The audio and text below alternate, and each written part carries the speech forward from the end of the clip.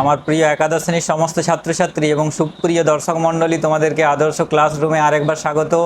আজকের যে আলোচনার বিষয় সেটা হলো বাংলা ভাষা ও সংস্কৃতির অনুবাদ সাহিত্য। এই অনুবাদ সাহিত্যের আলোচনায় আমরা প্রাক চৈতন্য যুগ থেকে আরম্ভ করে একেবারে চৈতন্য পরবর্তী যুগ বা আধুনিক যুগের একেবারে প্রাককাল পর্যন্ত যে অনুবাদ সাহিত্যের যে ধারা চলে এসছে সেই ধারা নিয়ে আলোচনা করব। আলোচনাটা মনোযোগ সহকারে তোমরা শুনতে থাকো, দেখতে থাকো। চলো তাহলে দেরি না করে শুরু করা যাক আজকে অনুবাদ সাহিত্যের আলোচনা। মধ্যযুগের বাংলা সাহিত্যের যে সাহিত্য সৃষ্টি তার অন্যতম কাব্যধারা হলো অনুবাদ সাহিত্য। অনুবাদ সাহিত্য নামেই তোমরা বুঝতে পারছো যে কোনো অন্য ভাষা থেকে রচিত সাহিত্য সেটা বাংলায় অনুদিত হয়েছে বা অনুবাদ করা হয়েছে। চলো আমরা দেখে নিই এই আলোচনায় কোন কোন অনুবাদ বাংলা সাহিত্যের মধ্যযুগকে সমৃদ্ধ করেছিল। প্রাক কথনে আমরা দেখতে পাচ্ছি, দেখো, বাংলায় ইসলামীয় শাসন প্রতিষ্ঠিত হওয়ার 150 শতাধিক বছর পর থেকে, অর্থাৎ বাংলায় মুসলিম আক্রমণের পর প্রায় 150 বছর কেটে গেছে। তারপরে পাঠান সুলতানদের উৎসাহে বাংলা সাহিত্যের নতুন সাহিত্য সৃষ্টির জোয়ার আসতে শুরু করে। এ সময়ে অনেক পাঠান সুলতান, দেখো, হিন্দু কবি পণ্ডিতদের কাছ থেকে রামায়ণ ও মহাভারত সহ বিভিন্ন পৌরাণিক কাহিনী শুনতে চান এবং সমস্ত সংস্কৃত গ্রন্থগুলিকে বাংলায় অনুবাদ করতে উৎসাহিত করে তোলেন। অর্থাৎ রামায়ণ এবং মহাভারতের যে কাহিনী, সে কাহিনী তাদের কাছে খুবই একটা মনোরঞ্জক ব্যাপার হয়ে ওঠে।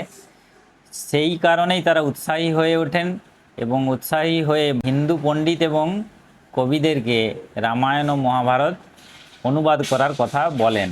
অর্থাৎ তারাই উৎসাহ দিয়ে বাংলার অনুবাদ সাহিত্যের একরকম সূচনা করেন। এইভাবে বাংলা ভাষায় অনুবাদ সাহিত্যের সূচনা করেন। এরপরে অনুবাদ সাহিত্যের কাব্যধারায় প্রথমেই আমরা দেখতে পাচ্ছি রামায়ণের অনুবাদ। রামায়ণের অনুবাদ করেছিলেন কৃত্তিবাস ওঝা। দেখো, কবি প্রসঙ্গ আমরা জেনে নিই। কৃত্তিবাস ওঝার আবির্ভাব কাল নিয়ে নানা রকম মতভেদ রয়েছে। শ্রীরাম পাঁচালীর কোনো একটা পুঁথিতে তার আবির্ভাব কাল বিষয়ে হেঁয়ালি মিশ্রিত 2টি শ্লোক পাওয়া যায় এবং সেই শ্লোককে বিশ্লেষণ করে অনুমান করা হয় কৃত্তিবাস ওঝার আবির্ভাবকাল 1399 থেকে 1433 খ্রিস্টাব্দের মধ্যে। তার নাম বনমালী ওঝা ও মাতা মালিনী দেবী। এই গেল রামায়ণের অনুবাদক কৃত্তিবাস ওঝার কবি প্রসঙ্গ। এরপরে আমরা দেখে নেব শ্রীরাম পাঁচালী। সেই শ্রীরাম পাঁচালী সম্পর্কে কিছু তথ্য। গ্রন্থ পরিচয়ে আমরা দেখতে পাচ্ছি সংস্কৃত রামায়ণ গ্রন্থের প্রথম বাংলা অনুবাদক হলেন কৃত্তিবাস ওঝা। অর্থাৎ মূল রামায়ণ ছিল সংস্কৃতে, সেখান থেকে বাংলা ভাষা অনুবাদ করলেন প্রথম কৃত্তিবাস ওঝা। তিনি মূলত বাল্মীকি রামায়ণ অনুসরণ করেছিলেন। সংস্কৃত ভাষায় যে বাল্মীকির লেখা রামায়ণ তাকে অনুসরণ করেই শ্রীরাম পাঁচালী লেখা। তার অনুদিত গ্রন্থটির নাম হলো শ্রীরাম পাঁচালী। গ্রন্থটি 7টি কাণ্ডে বিভক্ত: আদিকাণ্ড, অযোধ্যাকাণ্ড, অরণ্যকাণ্ড, কিষ্কিন্ধাকাণ্ড, সুন্দরকাণ্ড, লঙ্কাকাণ্ড ও উত্তরকাণ্ড। প্রতিটি পয়েন্টই খুবই গুরুত্বপূর্ণ। পয়েন্ট ভিত্তিক আলোচনারে দেখে যাও। এর বাইরে একাদশ শ্রেণীর প্রথম সেমিস্টারে আর অন্য কোনো কোশ্চেনই আসতে পারে না। এই পয়েন্টগুলো শুধু মনে রাখলেই কিন্তু তোমরা যে কোনো প্রশ্নের উত্তর করতে পারবে।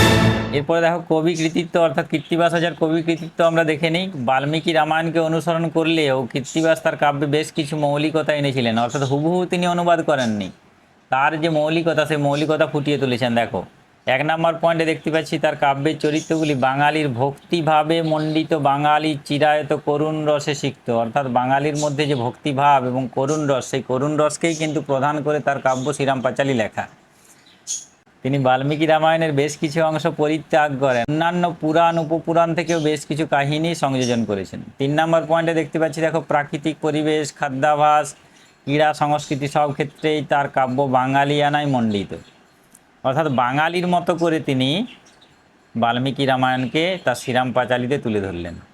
পরে রামায়ণের অনুবাদ যেমন একদিকে হলো, ঠিক সেই রকম আমরা দেখতে পাচ্ছি মহাভারতের অনুবাদ। প্রথম অনুবাদক হলেন চট্টগ্রামের শাসনকর্তা পরাগল খাঁয়ের উৎসাহে কবীন্দ্র পরমেশ্বর সংস্কৃত মহাভারতের প্রথম অনুবাদ করেন। খুবই গুরুত্বপূর্ণ একটা পয়েন্ট। কাব্যটি পরাগলি মহাভারত নামে পরিচিত। প্রথম মহাভারতের অনুবাদ পাচ্ছি কবীন্দ্র পরমেশ্বরের। পরাগলি মহাভারত নামে যে কাব্যটি অনুবাদ করেন সেটি হলো মহাভারতের প্রথম অনুবাদ। পরবর্তী অনুবাদক, দেখো, পরাগল খাঁ উৎসাহিত করেছিল কবীন্দ্র পরমেশ্বরকে, কিন্তু এখানে দেখো পরাগল খাঁয়ের পুত্র ছুটি খাঁ তার উৎসাহে শ্রীকর নন্দী মহাভারতের অশ্বমেধ পর্বের অনুবাদ করেন। খুবই গুরুত্বপূর্ণ পয়েন্ট। কাব্যটি ছুটিখানি মহাভারত নামে পরিচিত। ছুটিখানি মহাভারত নামে পরিচিত। এরপরে দেখো কাশিরাম দাস সম্পর্কে আমরা জেনে নিই। মহাভারতের শ্রেষ্ঠ অনুবাদক হলেন কাশিরাম দাস। তার অনুদিত গ্রন্থটির নাম হলো ভারত পাঁচালী।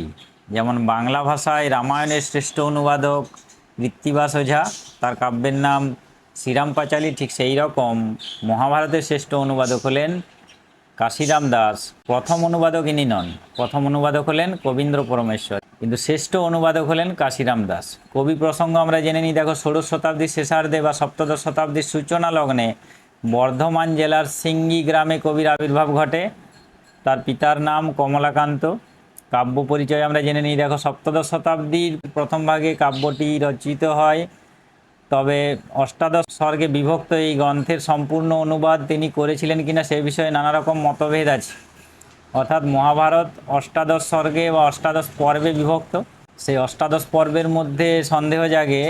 অনেকে মনে করেন যে আদি পর্ব, সভা পর্ব, বন পর্ব, বিরাট, এই চারটে পর্ব কিয়দংশ লেখার পরই কাশিরাম দাসের লোকান্তর ঘটে, এবং এই চারটে পর্বেই আমরা দেখতে পাচ্ছি তিনি যে মহাভারতের শ্রেষ্ঠ অনুবাদক হিসাবে তার খ্যাতিকে তুলে ধরেছেন।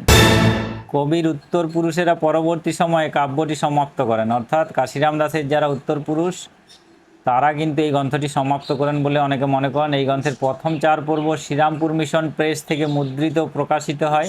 জয়গোপাল তর্কালঙ্কারের সম্পাদনায় মহাভারতের প্রথম চার পর্ব শ্রীরামপুর মিশন থেকে মুদ্রিত ও প্রকাশিত হয়। কাব্যটি কাশিদাসী মহাভারত নামে পরিচিত, খুবই গুরুত্বপূর্ণ একটা পয়েন্ট।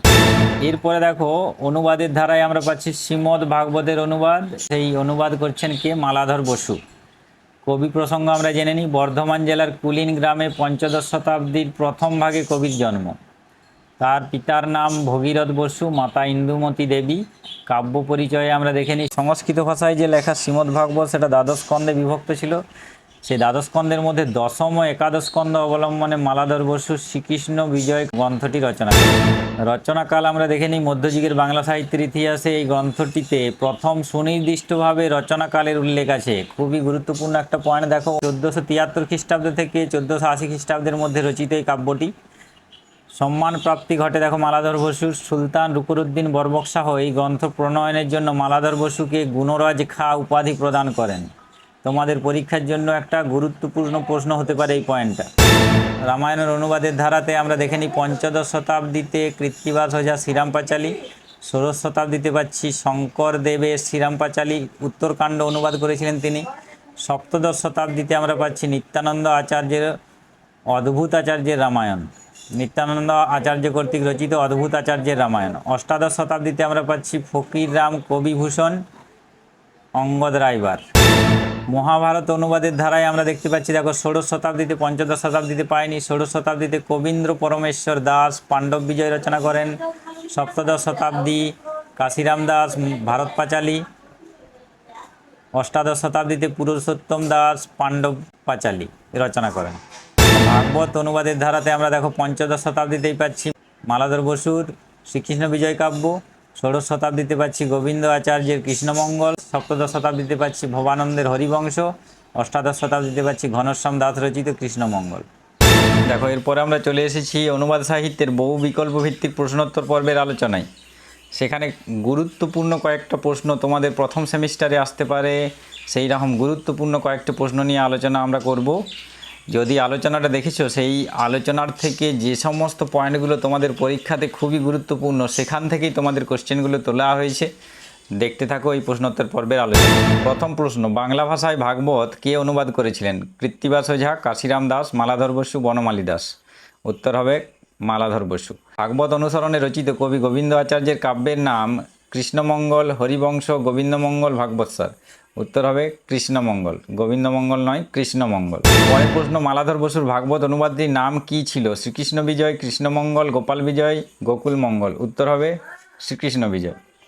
পরের প্রশ্ন, গুণরাজ খাঁ উপাধিটি মালাধর বসুর, কৃত্তিবাস ওঝার, বিদ্যাপতির, দ্বিজমাধবের। উত্তর হবে মালাধর বসুর, অর্থাৎ ক অপশন।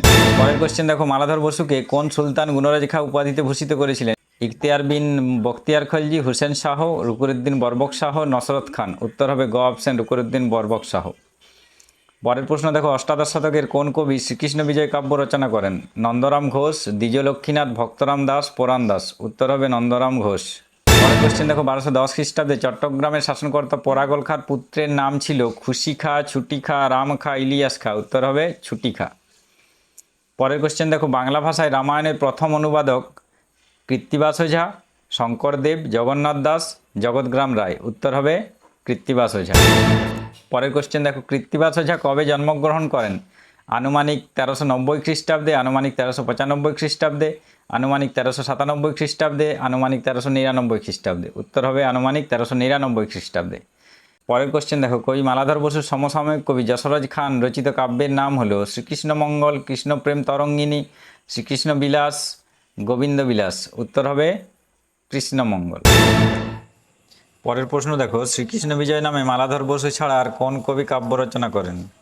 কবিশেখর, দ্বিজ মাধবেন্দ্র, দ্বিজ রমানাথ, ঘনশ্যাম দাস। উত্তর হবে দ্বিজ রমানাথ। নদিয়া জেলার অন্তর্গত কোন গ্রামে কৃত্তিবাস জন্মগ্রহণ করেন? ফুলিয়া, কল্যাণীতে, নবদ্বীপ ধামে, হালি শহরে। উত্তর হবে ফুলিয়া। পরের কোশ্চেন দেখো, কৃত্তিবাসী রামায়ণ কোথা থেকে মুদ্রণ সৌভাগ্য লাভ করে? কলকাতা বিশ্ববিদ্যালয় থেকে, বঙ্গীয় সাহিত্য পরিষদ থেকে, শ্রীরামপুর মিশন থেকে, যাদবপুর বিশ্ববিদ্যালয় কৃত্তিবাস অনুদিত। উত্তর হবে শ্রীরামপুর মিশন থেকে। পরের কোশ্চেন দেখো, রামায়ণ কি নামে পরিচিত? শ্রীকৃষ্ণ বিজ্ঞান, ভারত পাঁচালী, শ্রীরাম পাঁচালী, অদ্ভুত রামায়ণ। উত্তর হবে গ অপশন, শ্রীরাম পাঁচালী। কৃত্তিবাস রামায়ণ প্রথম মুদ্রিত হয় 1700 খ্রিস্টাব্দে, 1800 খ্রিস্টাব্দে, 1802-3 খ্রিস্টাব্দে, 1803-4 খ্রিস্টাব্দে। উত্তর হবে 1802-3 খ্রিস্টাব্দে। গবেষকদের মতে কোন সময়ে শ্রীরাম পাঁচালী রচিত হয়? ত্রয়োদশ শতাব্দীতে, চতুর্দশ শতাব্দীতে, পঞ্চদশ শতাব্দীতে, ষোড়শ শতাব্দীতে। উত্তর হবে পঞ্চদশ শতাব্দীতে। পরের কোশ্চেন দেখো, বাংলায় প্রথম মহাভারত অনুবাদ করেন কাশিরাম দাস, কবীন্দ্র পরমেশ্বর, কৃত্তিবাস ওঝা, শিকর নন্দী। উত্তর হবে কবীন্দ্র পরমেশ্বর। পরের কোশ্চেন দেখো, ছুটি খানের আদেশে কে মহাভারতের অনুবাদ করেন? কাশিরাম দাস, মালাধর বসু, শিকর নন্দী, অদ্ভুতাচার্য। উত্তর হবে শিকর নন্দী। পরের কোশ্চেন দেখো, শিকর নন্দী মহাভারতের কোন পর্বের অনুবাদ করেন? আদি পর্ব, অশ্বমেধ পর্ব, বন পর্ব, বিরাট পর্ব। উত্তর হবে অশ্বমেধ পর্ব। পরের কোশ্চেন দেখো, ভারত পাঁচালী কাব্যের কবি রূপে কার খ্যাতি ছিল? কাশিরাম দাসের, কবীন্দ্র পরমেশ্বরের, শিকর নন্দীর, নিত্যানন্দ আচার্যের। উত্তর হবে কাশিরাম দাসের। কাশিরাম দাস মহাভারতের কয়টি পর্ব অনুবাদ করেছিলেন? 3টি, 4টি, 7টি, 9টি। উত্তর হবে 4টি। পরবর্তী কোশ্চেন, শ্রীকৃষ্ণ বিজয় গ্রন্থটি রচনার জন্য মালাধর বসু কোন উপাধিতে ভূষিত হন? কবিশ্রেষ্ঠ, কবিরঞ্জন, গুণরাজ খাঁ, নৃপতি তিলক। উত্তর হবে গুণরাজ খাঁ। একেবারে শেষ কোশ্চেনে আমরা চলে এসেছি। দেখো, কাশিরাম দাস কোন সময়ের কবি ছিলেন? 1600 খ্রিস্টাব্দ থেকে 1700 খ্রিস্টাব্দের মধ্যবর্তী সময়ে, 1700 খ্রিস্টাব্দ থেকে 1800 খ্রিস্টাব্দের মধ্যবর্তী সময়ে, 1500 থেকে 1600 খ্রিস্টাব্দের মধ্যবর্তী সময়ে, 1400 খ্রিস্টাব্দ থেকে 1500 খ্রিস্টাব্দের মধ্যবর্তী সময়। উত্তর হবে 1600 খ্রিস্টাব্দ থেকে 1700 খ্রিস্টাব্দের মধ্যবর্তী সময়। এই ছিল তোমাদের অনুবাদ সাহিত্যের প্রশ্নোত্তর পর্বের আলোচনা। যদি টু দ্য পয়েন্ট আলোচনা শুনেছো এবং তার সঙ্গে এই প্রশ্নোত্তর পর্ব দেখেছো, তাহলে অনুবাদ সাহিত্য থেকে যে কোনো প্রশ্ন তোমাদের পরীক্ষাতে আসুক, অর্থাৎ প্রথম সেমিস্টারে আসুক, তার অনায়াসেই কিন্তু তোমরা উত্তর করতে পারবে এই আশা রাখি। আজকের ক্লাস এই পর্যন্তই। গুড বাই, তোমাদের দিন শুভ হোক।